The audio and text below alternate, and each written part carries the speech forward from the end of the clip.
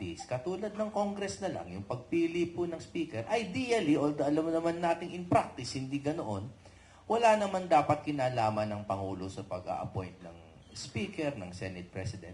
Pero yun, katanggap-tanggap, kung meron siyang kaunting nabubulungan dyan, okay. No?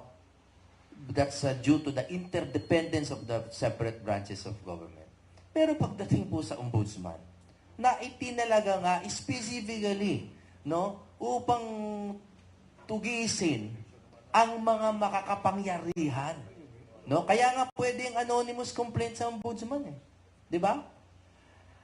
Kapag siya ay may kinalaman na dyan sa pag-appoint ng kaibigan dyan, paano na lang po ang mangyayari dun sa mga complaint laban sa kanilang pamilya, laban dun kay la speaker na alam naman nating kanyang pinsan.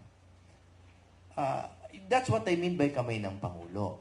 O pagdating po sa rally, pwede rin natin i-apply yung kamay ng Pangulo dahil bakit po may mga rally na walang panawagan sa kanyang pagre-resign at merong iba na meron.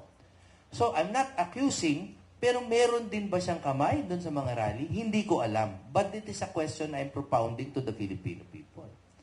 So in short, ang presidente po, kahit malawakan ng kapangyarihan niyan, dapat may limitasyon pa rin. And one of the most important bastions na dapat free and clear from the influence of the president is the ombudsman.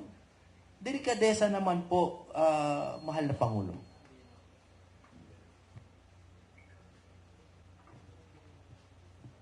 Okay, magandang tanghalian po, no? My question is for the Citizens Crime Watch, tsaka kay